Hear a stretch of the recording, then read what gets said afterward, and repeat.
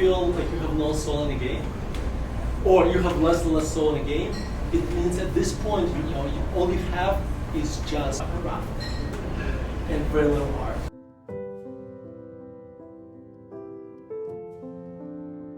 So I'll go maybe with an easy one. I love the way you analyze intangible assets, or when you're looking at companies and you're looking at beyond the financials and you're trying to bring up your, what you call your EQ. And so the question I have, and it's not a new one, but it's how do you differentiate when you're looking at a brand, whether that's a good brand or it's a known brand? So I'm just to give you an example, Verizon, like very, very popular, or AT&T. So is this a good brand? Is this a brand that prevents customers from churning into a competitor, for instance? Or is it just a known brand? And how is that reflected then in the value of the company? So, for those who can hear, so Vitaliy, it's hard to hear back here. Okay, yeah. For those who did not hear the question is, how do we analyze brands? Is it better, Ken? Okay, all right, I'll try as loud as I can. Okay, so how do we analyze brands? Is Verizon a good brand? Is AT&T a better brand? Or is that even a brand?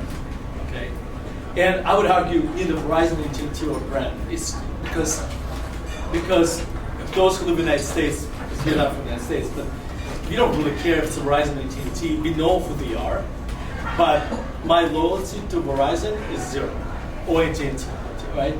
So I think the brand means when something that occupies this real estate in your mind, that means quality, and it also evokes a feeling that you belong to that. And it's almost like a football team, right? Or a soccer team or whatever. Like you are not switching, you're not gonna switch to another soccer team. Like I know a lot of people that move to a new city, they still, they still want their old, soccer team. That's a brand. Okay, so Apple is a brand because for many reasons, right? But also, it also has other advantages, not just because, but it evokes a feeling that's a high quality, and I'm an Apple person.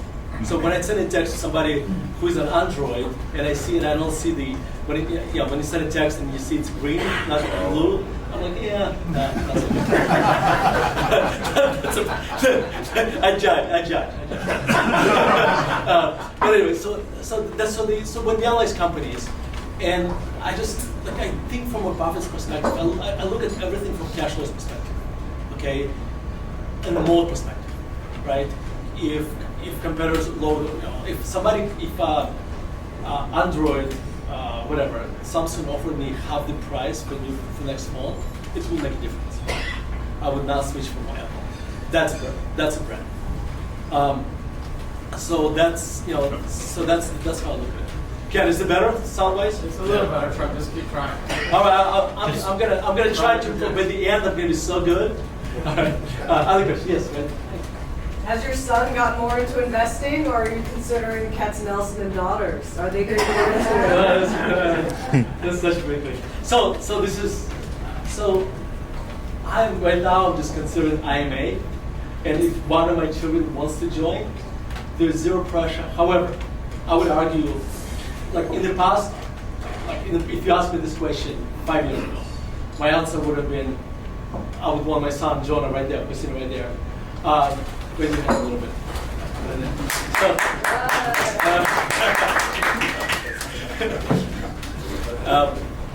Like 5 years ago, I would have told you that I wanted to graduate from college and join IME right away. Today, or become a doctor. Become a doctor, right? No, my mom. Yeah, his mom would say the investment thing. Yeah, just become a doctor.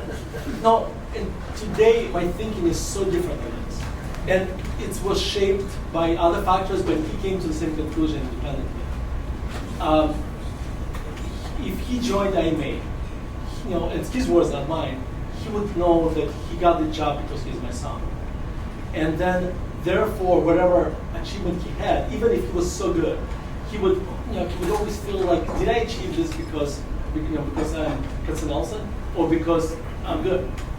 So, our agreement is if he goes on his own, he does whatever he wants, and if at some point he wants to come back, he wants to come to IMA, if he is going to be net positive to IMA, he's welcome to.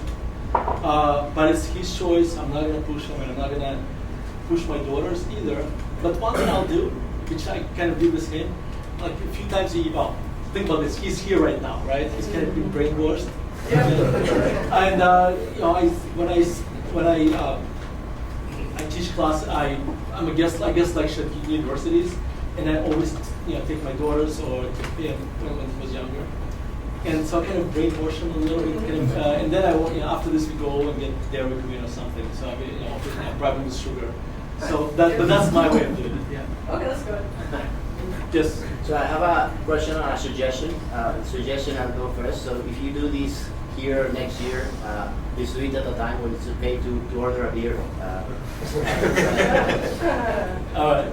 Probably if you're British, you can do it in the morning. So. Feel bad.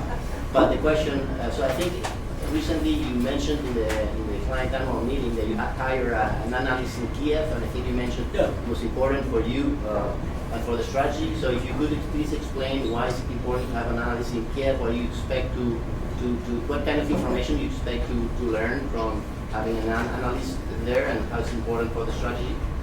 So so the question is, we hired an analyst in Kiev. Why is it important for us to have an analyst in Kiev?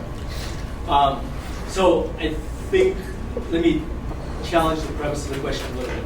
Let me tell you how we hired them, so that's going to make sense. So early February of last year, a friend of mine, Jeff, who lives in Denver, reaches out to me and says, Vitaliy, I know this guy who I met through Twitter, Max, and I followed him on Twitter for a long time. He's brilliant. And he is working for oligarch in Kiev, who skipped town. And so he does a good job. He's like, could you talk to him? And one thing he said that really made a huge difference, he's a CFA.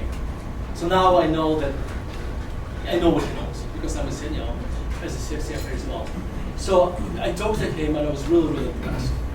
And maybe a few weeks after the war started, I said, why don't you join us? So at that time, we had Brendan here somewhere. I became another analyst, and I really did not need an analyst at the time. But it was me trying to help another CFA, another fellow in Kiev. And as we worked together, I really like the guy, and he's incredibly thoughtful. And then Brendan who left, he's not here anymore. He left the company in January. Left, and so now just me and Max work together, and it's phenomenal. It has nothing to do with his ski. It has to do with he's a great analyst. He's a great analyst, and one thing he brings to the table, and this is actually a lesson.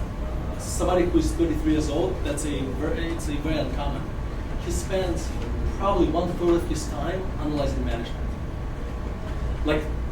He has a checklist of things he goes through, and he's, whenever we look at a new company, the first thing I hear back from him about the quality of the management, and which is something we have not done enough before, or at least we have not done it in as much in a formal way before. So yeah. All right. Thank you. All right. Yes. So I know when you analyze companies, you usually try to kill them. So what's that process? All right. So the question is, and I'm going to try to speak louder, so I just need to move my coffee. When we analyze the companies, we try to kill them. What does it look like? Killing is going to be different from company to company, right? So what you try to do, you try to find the weakness. And you try to find the weakness, and you say, okay, if the weakness gets worse, what will the cash flows look like? And that's the whole killing process, basically. Okay, but to kill it, you have to understand the business.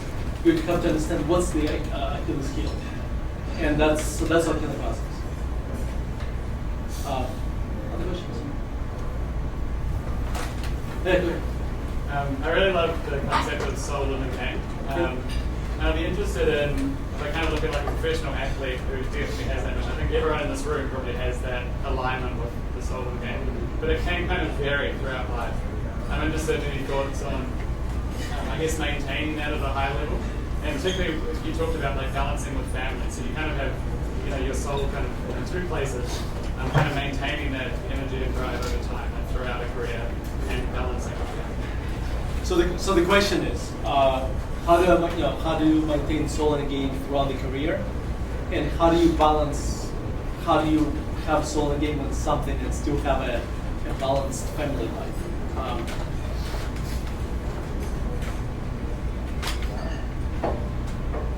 So to keep having soul in the game throughout the career, you need to keep discovering new things you learn. Like in the book, I have this concept, art and craft. And let me explain this for those who haven't read the book. Let me explain what the concept is, because to me that's probably out of the whole book, that's probably the most original concept I have. And the story goes like this: Jonah, my brother, and I were in Venice, and we took a boat and we went to Murano, which is a little island where famous for their glass. Glass blower. Yes. And so we go to this little factory, and they show a demonstration where a guy takes a bulb of hot glass, puts triceps in. And in a matter of 15-30 seconds, you have this horse born out of glass. Just literally, it does a few things like this, and there's a horse right in front of you. And then, so we were shocked by this, and then we were walking on the streets of Murano, three of us, and we were discussing, is that an art or craft? Is that like, what we just saw, was it an art that was in front of us, or was it a craft? And at first we thought it was an art, but then we look at the displays in the local shops, and there are millions of these horses in every single shop. So we thought, okay, maybe that's a craft. But then I realized that's the wrong question, or the wrong perspective. What we really should be looking at is from the perspective of creator. Is that an art? Now, it's a very different question. Here's why. When this person made his first horse, it was zero craft and all art. 3,000 horses later, the art kind of a little bit got squished out and was a more and more craft. So the more you repeat this, the more you push out the craft out of your life, because your subconscious mind does it automatically, right? So, and what is art? Let's talk about what art is. And let me explain it to you from a perspective of writing. But I think that applies to anything. So when I sit down to write about something new, there's always these two conflicting emotions. It's a curiosity and fear. Curiosity because I really want to know how it's going to look when I'm done. And it's a fear, and then there's fear because, like, what if I fail? What I won't be able to get it done? I have this feeling every single time when I write. I have this feeling every single time when you look at a new copy. Now imagine if there is curiosity is gone and fear is gone. At this point, that's a craft, 100%. Okay. So to answer your question, you want to introduce a little bit. If you feel like you have no soul in the game, or you have less and less soul in the game, it means at this point, all you have is just craft and very little art. So that, like, my example for this room. Just imagine if you were a sell-side analyst or buy-side analyst, and all you did just analyze utility stocks. Like, the first 6 months would be interesting. The rest 20 years of your life, you want to shoot yourself, right? That's it. So you need to introduce more art. At this point, go into industry that's new. So that would be my answer to your question. Right? Yeah. I know you have a position in Uber. What's your bad case of Uber? How do you kill Uber? How do I kill Uber? That's No, that's a good question. How do we because it's very dominant today. Yeah. So I think one way to kill Uber is the capital markets to come back to like 2018 level where there was a lot of new competitors, like money is thrown at new competitors. Less likely but that's, the government is going insane in deciding to protect drivers and turn Uber into UPS kind of thing. I mean, that's another way. Them kind of blowing up the cost structure, like another way. But those are the things that come to mind for the most part. Maybe the one that's the one that could be on the left field, technological change, and maybe if right now we look at autonomous as actually not necessarily negative but positive, because it's not like overnight you're going to have autonomous, and it's not like every car is going to become autonomous. Suddenly you're going to have a 150 million cars autonomous in the United States, right? So if you're going to have autonomous, they're slowly going to be introduced into the app, right? But what if I miss something about this? And that's those are the things that can help. Do you see like DoorDash and Lyft as a So I think visualize their pricing power? so. This is a great question, because do I see DoorDash and Lyft as competitors? So Lyft, separately not as much, but what does worry me, if DoorDash buys Lyft and they're able to infuse life into Lyft, because Lyft is kind of dying, I would argue. Once you spiral in this industry, it's just, I'm not sure if Lyft is going to be around in 5 years. Right, so then they say that it could be an acquisition for that. And then that worries me is not necessarily the right word, but I can see that's because DoorDash supposedly is a better managed company, and I would and I could see that being that being another risk. One thing I like about Uber is that it's in 5,000 cities or some insane number of cities in 45 countries or something. So they have the scale that they can spread their R&D expenses over, which very few companies do in that space. So, but yeah, so that's thank you. Yeah, no problem. Other questions? Yes. Hi, I'm Laura. Hi, I Laura. keep stalking you on the internet. It's all right. It's nice. Now I'm doing it in person. Quick question about, when you're looking for the most effective way to kill a company to save time, right? Is it Mo?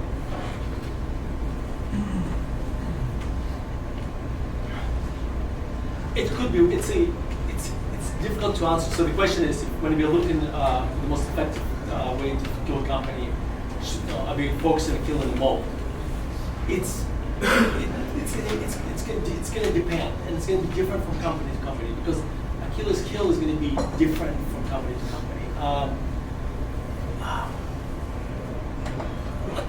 When we analyzed Qualcomm a long time ago, the mode was not an issue, but Chinese manufacturers paying for their patents was the issue. So every single time, it's going to depend on it's going to be case by case basis. Mode will be sometimes mode is going to be one of the answers, but it's not all the time. So do you do like an initial pass, and does it kind of pop out like the thing that, okay, now this could be potentially the thing that brings this company down, and then you dive into that? Yes, and just, it's very important to understand. Think about this. Think about the math of what we do. We own 25 companies, 30 in the high case. So, and there's 10,000 companies out there. So my job is to say no most of the time. Okay, so a lot of times I pass in the business because I don't understand. A lot of times I pass it because it's too complex. And let me actually, I'm going to double click on something because I have this new thought. I'm reading this book, actually rereading it for the second time, the book, which I highly recommend to everybody here, called Lessons from the Titans.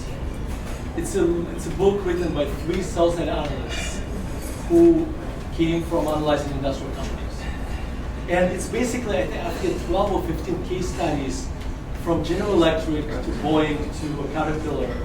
And it's incredibly well written. And it's written from both sell-side perspective, somebody who analyzed those companies for 20 years, and also they did a lot of interviews, etc. So it gives you some insider perspective as well.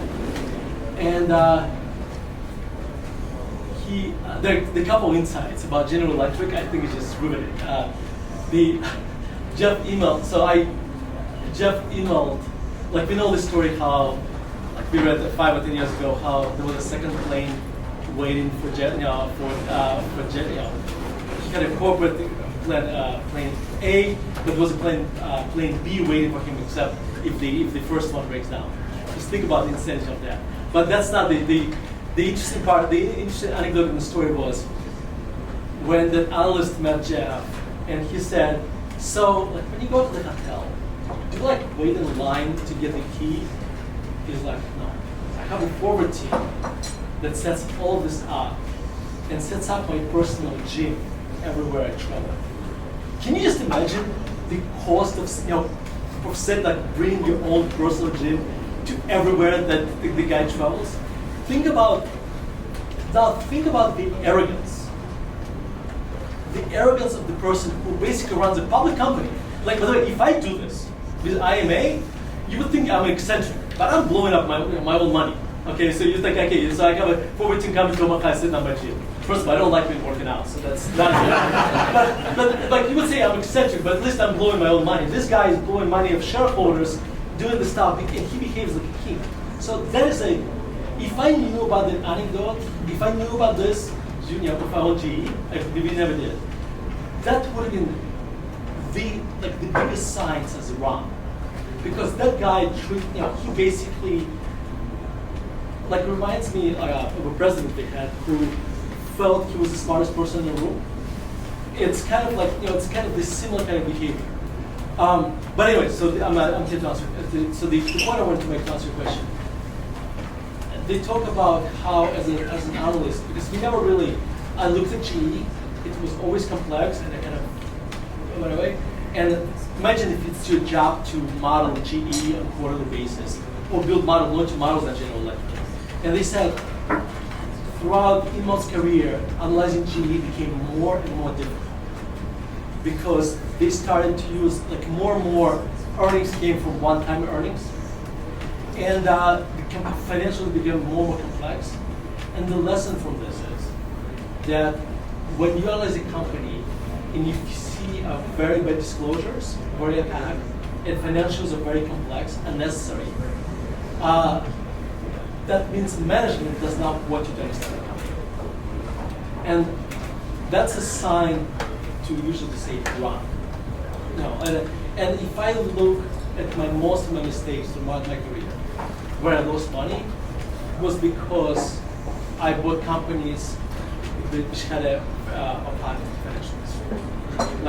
So that is probably. So whenever I see some now, and I learned this before I read that book, but whenever I see a company that has a very murky financials, which where earnings and cash flows kind of don't align, you just run. I say life is too short. So I'm not sure. I'm sure I'm answering your question, but I didn't mean to end answer. No, it's good. Thank you. Hi. Thank you. So first, thank you for feeding us. And second is, since you mentioned about the misbehaviors of those CEOs, what are some good capital allocations you're looking for when you're looking into a company? So the question is, what are the good capital allocations when I'm looking at the company? First of all, thank you so much for this question. I've been working on this article literally yesterday. And I kind of stuck a little bit, so maybe by the time I'm done speaking, I'll figure it out. Okay, so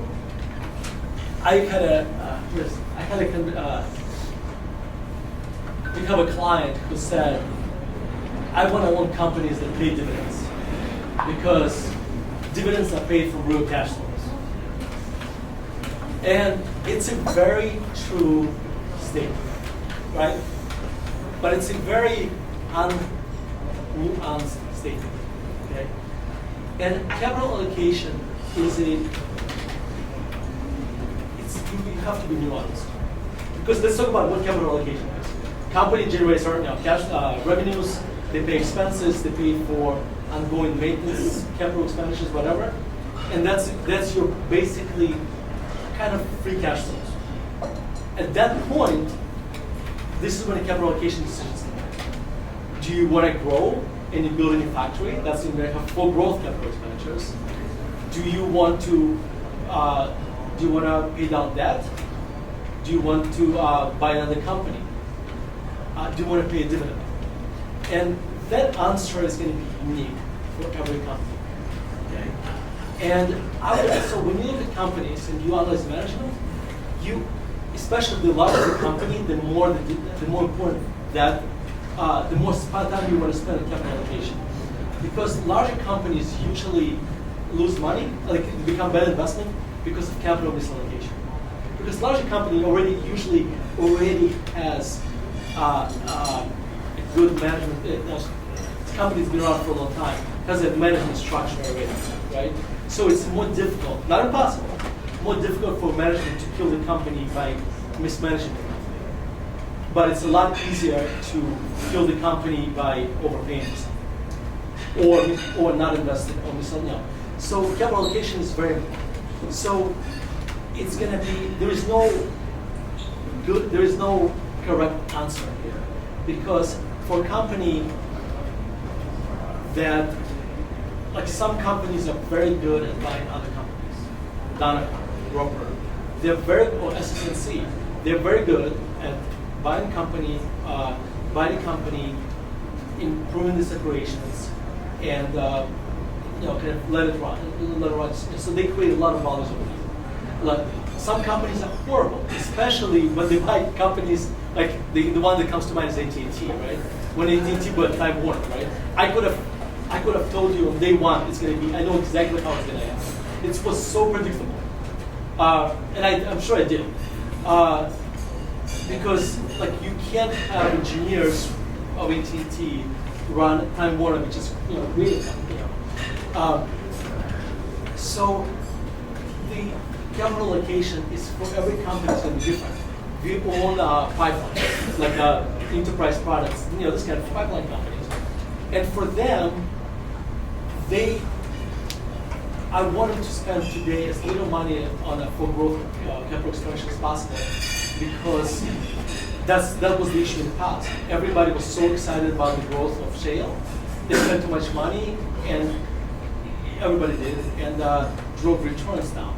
So now when we look at the industry, they're all scared, and therefore their main growth capital expenditures are very low. That means they generate huge cash flows. And that means also, the fewer pipelines you build, the more pipelines you have over. My youngest one, we are driving her to read. And again, we try to be very gentle, because at this point, when you want to make sure you don't kind of kill that love for reading. And one thing, my middle daughter, she read in the past. She read only like fiction books, and for her, reading nonfiction books was very difficult. And but maybe a couple of weeks ago, she started reading Dale Carnegie's How to Win Friends, and she loved it. So I would argue, if you eventually wanted to read nonfiction, start on fiction, and then slowly introduce them to nonfiction. And by the way, vice versa. Like my biggest problem is I probably 90% of what I read is nonfiction, and it's actually difficult for me to read fiction, and it has to be very good fiction for me to stick with that. I think that's point number one. And there was another point I was going to make about the reading, and I'm trying to think. If I come back to that, I'll the only question I have is, which business models do you think are underappreciated by markets? Which business models? Which business models are underappreciated by capital markets? By capital markets? Well, I think today nothing is underappreciated by the capital markets, because the markets are. I don't think I have a good answer for it, because I don't like. I think until a year and a half ago, the defense businesses were underappreciated, and I would argue those are incredible business models, right? Because you have a captive customer that's not going to go away, but that has changed. So I'm not sure I have a good answer where I say this is. And how do you think through position sizing of your investments?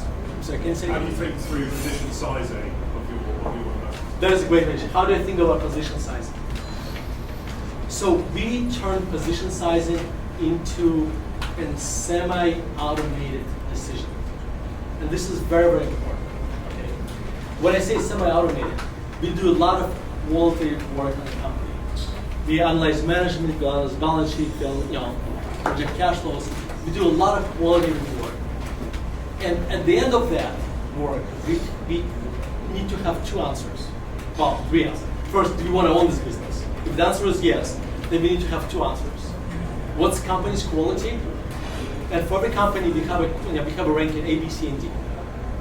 And then what's the company's worth? 4 or 5 years out. Once we figure this out, now we know. Then we have a matrix. The higher the quality of the company, the cheaper it is, the larger position of the portfolio is going to be. And that's actually very automated. It's the lower the quality, the less appreciated. The more expensive it is, the lower position is going to be. And it's very simple. So you marry quality and value, and this is so for us. Because what happens? The reason it's semi-automated because I'm a gullible human being. When my excitement about the company is usually the highest, when I just discovered my new shiny object, right? But so my objectivity probably not the highest. So this framework pushes me to say, okay, pushes me to get a more objective criteria. How is the quality? What is it worth? What's discounted fair value? And then that actually drives me to say, okay, this should be 3.5% position. It should be 5% position or 2% position. So that's how we do this. So earlier you mentioned, I believe, 10,000 publicly traded companies. You own 30. How are you sourcing your ideas? Are there consistent resources you use? Is it just constant reading? Where do you find your new ideas? So the question is, how do we source all the ideas? By the way, can you guys hear me at the end? I'm trying my best. It's a consistently inconsistent process. There's a lot of randomness in this. And I'm actually, right now I'm working 5 articles and I'm struggling with all of them, so that's one of them. So thank you for the question.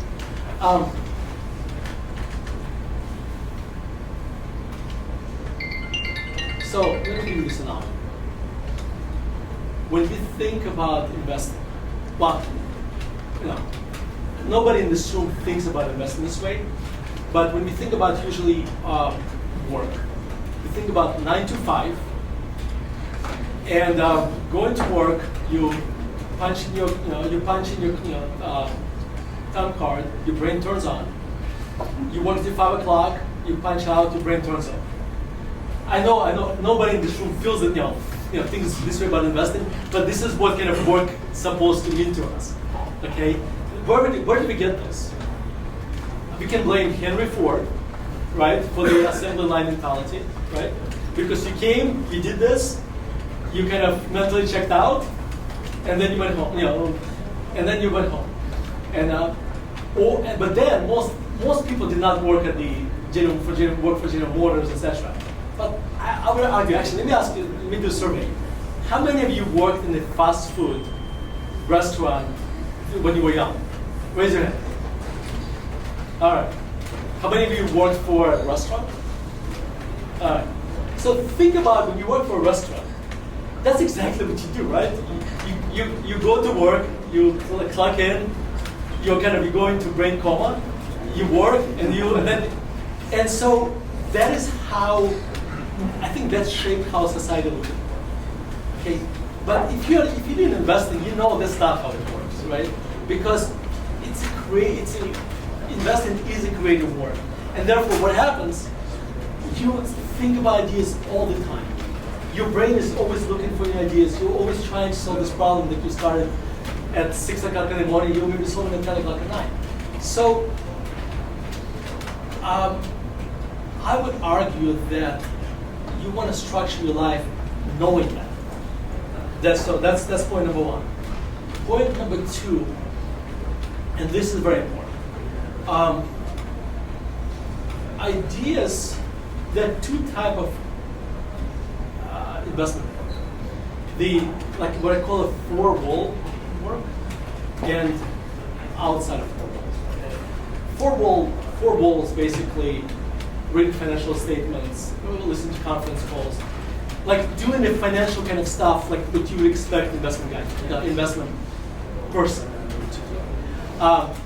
Now, by the way, point number one here is that it doesn't have to be, the four-wall activity doesn't have to be done with four walls. You can go to the park and read financial statements, right? You don't have to be sitting in a air-conditioned room and sweating in front of the computer. You can be doing it in the Starbucks if that's works for you, or in the library, whatever works. That's point number one. And you need to do that. That's a necessary part of investing, but I would argue that's not enough. The very important part of investing is actually doing other things. First of all, traveling to other disciplines. Like everybody here kind of aware of Charlie Munger, and that's what he does a lot, right? So exposing yourself to other disciplines, exposing yourself to different methods of getting information. So today I probably listen to, I can tell you, 5 or 10 hours of podcasts a week, maybe even more. Okay, I watch YouTube a lot. And by the way, if you watch YouTube and you don't have a premium membership, you are putting very little value on your time. Because if you watch YouTube and you see commercials, you basically say my time is very cheap. Because that's probably the best 15 hours I spend a month. And actually, I pick up a family membership, so my son is right there. But I haven't seen YouTube commercial, sales commercial forever. So podcasts, YouTube. I spend a lot of time. I have a lot of investment friends, and I talk to them all the time. And this is where I get a lot of ideas. And I'm very proactive about this.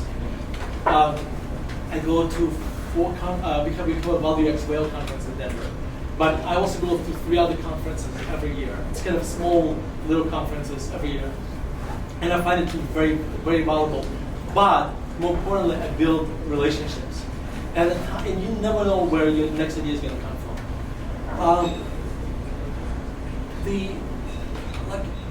One thing is that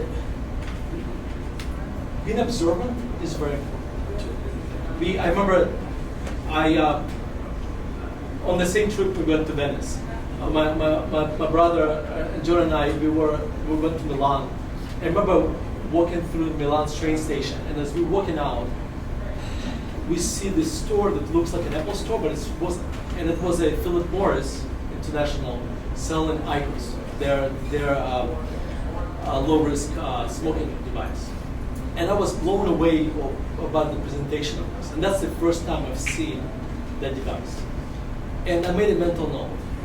And then a few years later, I spent my time analyzing Philip Morris, and that image of from my Milan train station came back.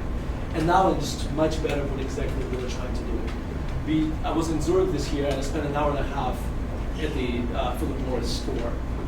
Talking to salespeople, etc. So I think just being on is very important. The problem is I'm going to contradict myself, and I'm going to do this a lot today. But ability to be off is important as well.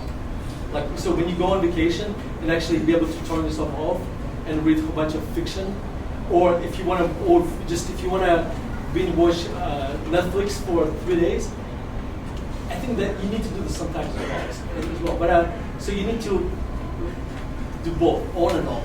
But when but on more than off. Anyway, so I hope that answers your question. Thank you. Yes. I wanted to go back to your portfolio allocation, and you said semi-automated. So let's say you are determining something's getting higher or lower in quality, so you set up an algorithm to be like, okay, quality went down by some criteria that you've defined, and therefore reduce the position size from 5% to 3.7%. So does it just sell automatically? You set up an algorithm to do all that? No. Well, so no. Like low. So we are going to the model. We have a spreadsheet. You go to the model and we change quotes from A to B, and it goes from 5% to 3.2. And I told Cyrus, let's reduce this position to 3.2, and we put an order in, and we sell it. And so it's not. When I say automated, meaning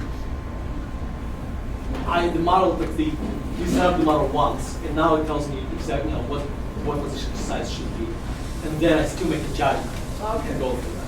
Okay. Yes.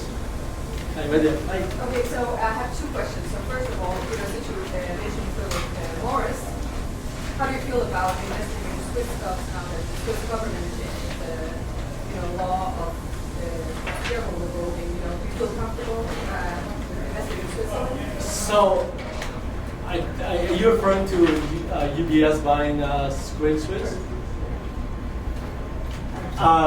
So the question is, how do I feel about investing in Switzerland? Because or you were talking about something else? No, that's exactly. Because so they changed the law so that shareholders could not, UBS shareholders could not vote whether or not they should buy Credit Suisse. And I'm just thinking, will it create a precedence in Switzerland or maybe globally that now shareholders don't get to vote for, which changes them? I would argue that's the list of the problem. I think there's a much. I would argue. So the question, yeah. So I would argue the bigger problem is not even that. The bigger problem is that the shareholders got paid something and bondholders got wiped out. Yeah. So to me, that is a much bigger issue than anything else, right? Because the way it's supposed to work, as a shareholder, you take risk, and you can lose 100%, or you can make 1,000,000%. As a bondholder, you take risk. In the best case, you're going to make what the coupon is or the par value is, right? That's true. Okay, to me, like shareholder. That's true, but which in this case most definitely, yes, was a huge issue. But I'm also thinking, because what potentially I could be worried about is again about the shareholders, globally not being able to vote for different kinds of things with this rule. So, I don't know. It was a fundamental question that you mentioned to the Morris, right? Yeah. So I would argue to the. Okay, so I'm gonna say pro and against at the same time. I'm gonna give you two answers, and I'm not sure which one to believe right now. But I think that was an extraordinary event, because if that didn't happen, Credit Suisse would have gone bankrupt, and it possibly could have been like this incredible Lehman moment for the whole Swiss economy. So I would argue that why it happened. It had to happen on Sunday. Yeah, these things always happen in week, right? And so that's why it happened that way. And it would never happen. I should never say never, but it's less likely to happen to Philip Morris or another non-financial company, because there is no this incredible urgency that it has to happen on this day, or tomorrow is going to be a different issue. But I say that, but every time we do this, I'm not discriminating you. So every time we do this, we lower the bar for the next thing to happen. So, and the thing is, I would argue the same thing could happen in the United States tomorrow. So, listen, we invest in an environment we have, not in the one we want.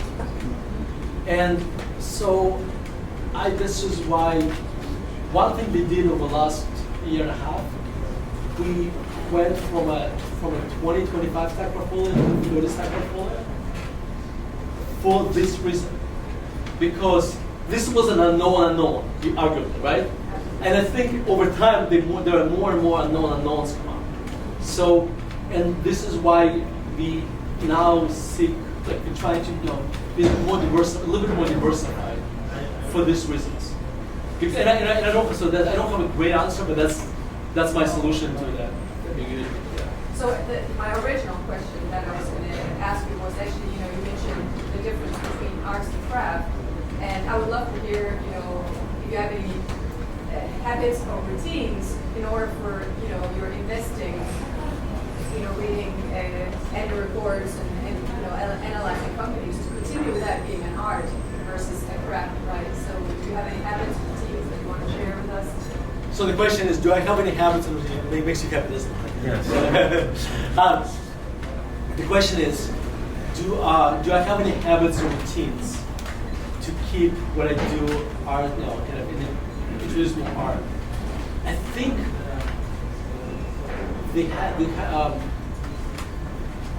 I introduced art element of not how I do research, meaning do I do annual research, do I do annual report first and then I go to NQs or vice versa? That's not where I introduce art. I think by introducing new type of companies to the portfolios, new industries that I have not researched before. Now, this is a very tricky thing, okay? I remember I praised art a lot, okay, but if you only have art in your life is going to be complete chaos. Okay, so you need to have a certain balance of art and craft, right? So you need to have craft as well. So Warren Buffett would say the same thing by saying you have to have a circle of competence. And I would say you need to have a circle of competence, but you need to expand it to your circle of competence. You need to turn your competence into competence consistently all the time as well. But when you do that, you introduce more ambiguity, more risk, because there is more art. But I think, so now you have to manage this. How much, if you do this too much, then then too much art in your portfolio means your sort of incompetence just expanded tremendously. So we begin that actually in a very interesting way. When we buy something that's a very new industry to us, like we haven't owned it before, we usually buy smaller positions. And this way we kind of try to reduce the risk of that there's a little bit too much art. Okay, so that's how we deal with that.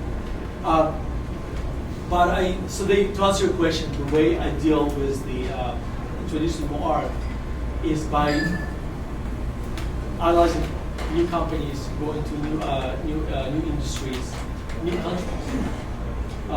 So that's yes. Yeah, thank you. So earlier you said you don't think there are many business models today that are unappreciated in capital markets. And do you say that because information flows quickly and capital markets are more efficient, or because our valuations are all over the roof and are less efficient? So the question is, do I say that there are few business models today underappreciated? Why? And my answer would be because I think just the valuable assets right now, just right now, in general assets. So everything is expensive. And also if it's an index fund, but index funds, when you buy index fund, nobody analyzes anything. So I think just everything is more expensive. That's fine. Do you have a question? When you calculate the future growth rates for companies, how do you build a margin of safety? And what factors do you take into account when you estimate those future growth rates? So the question is, when we build financial statements and financial models and we project future growth rates, how do we assess them basically? And how do you build a margin of safety? And how do you margin of safety? There is a certain amount of confidence we have. There is no perfect answer, and it's just going to be company by company basis, right? So it depends. A lot of times it depends on litigation. Sometimes, I'll give you an example. This is a great example. The first time we bought Apple stock was 2012. I wrote 3 articles about this. And at that time, we were factoring in negative growth, and it was still cheap. When we sold Apple a few 100% ago, okay, I was factoring in that they will be, at some point, iPhone prices will decline. Why did I do this? Because historically, every single electronic device, they, think about it, any TV or any computer, the prices went down. And I could not have been more wrong. Because Apple, being a brand, was actually did the opposite and they raised prices. Okay, and so I would argue the big part of appreciation that we missed was because we got that wrong. So my point is this. So, and I'm kind of not answering the question, but I gave a slightly different answer. The cheaper the company, the less smart I have to be about the growth rates. The more expensive it is, so I can be using a crayon as my analysis. The more expensive the stock is, I need to have a much sharper pencil. So, number one, I gravitate towards crayons versus sharp pencil. So, sometimes you have an insight because there are certain dynamics within the industry where you can kind of see the base growth rate. And then you additional factors. You have like the higher the numbers, the less confidence you get. Are they going to be able to take market share from competitors? Now you get more or less confidence in this. So, but I try in our brand of investing. Whenever I have to have a very sharp pencil, I usually stay with it. So that's yes. I've read through letters by Nick Sleep. Yeah. So Nick and Zach, they started off investing in many more companies in countries like Zimbabwe. But towards the end of the letters, they sort of like funnel down into maybe I think 3 companies where it's like scale economy model. You have been doing this for a long time. So have you come to a conclusion where you start off with maybe a lot more companies, but then you've seen so many models and you would want to gravitate towards maybe certain models where you think it's best? So the question is a great question. So the question is, Nick Sleep, they went from owning a lot of companies from Zimbabwe to other countries, and at the end they just ended up owning like a few companies, 3 companies or something like this. So actually, kind of interesting. So this is a great question for portfolio construction. So let me tell you the story. So I was at in the value investing community. The fewer companies you own, the more mature you are. And I was gonna say I'm not gonna go. You guys know where I'm gonna go. True story. In the 2008, I think 2009, I was a speaker at the Value Investing Congress in Pasadena. And before the conference, we went to a speaker's dinner. And to the right of me is Manish Papai, and to the left of me, another fellow. I'm not going to mention his name, but some of you may know him. And I was talking to this fellow to the left of me, who has I'm talking to Manish. I said, Manish, how can you have a 10-stock portfolio?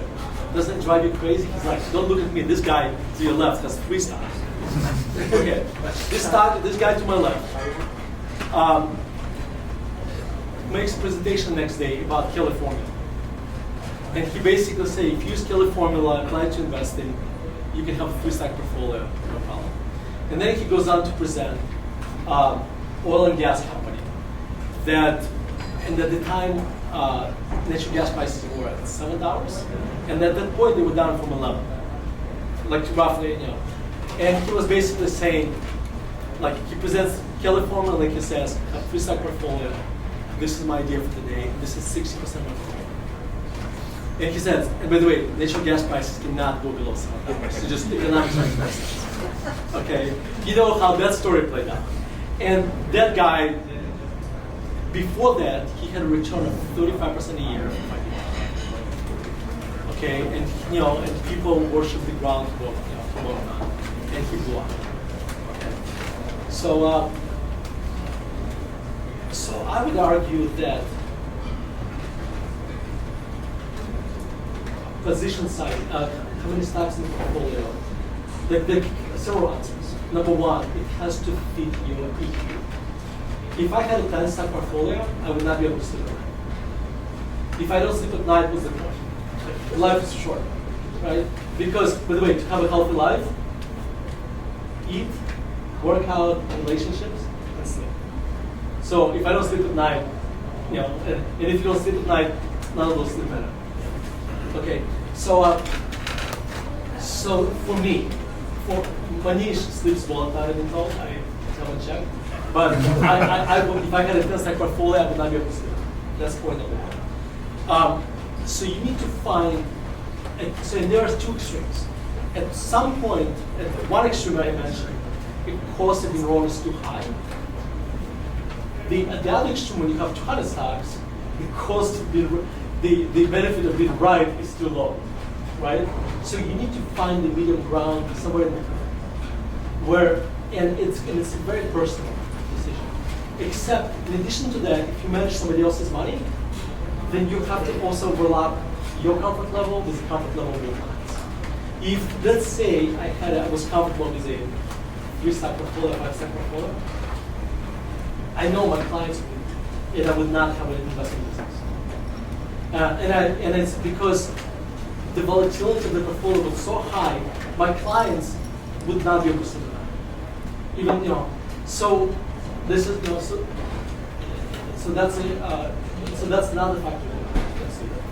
So over time, in my decision making, I shy away from complexity. I find that like when I deal with complexity, I don't do well. So I look for simpler models because I will remember I needed 25, 30 stocks. So that's one thing. Like I don't go to Zimbabwe or because I'll be. There are so many other things. So a lot of times you want to ask yourself the question: is that headache worth it? Okay. And so this is a very. If you read science fiction, let me give you this example. When you analyze companies, a lot of times you can look at it from the perspective of reading science fiction. And what I mean by this, when you read a book by a new author who's writing a science fiction, he creates a new world for you. So the laws of this earth don't apply there. Let's do one more question. One more question, right there. We spend all this time talking about what to buy, what not to buy, and how much to buy. You talk about when you sell, good or bad, what's your sell side? So the question is, I talked about buying. Now, how do you sell? Good summary. I mean, selling. When to sell? Yeah. So selling is disproportionately more difficult than buying, and it's more difficult for psychological reasons, actually, right? Because if you sell the stock that went up, it's like you feel like you're betraying this, the stock. You just made you a lot of money, and as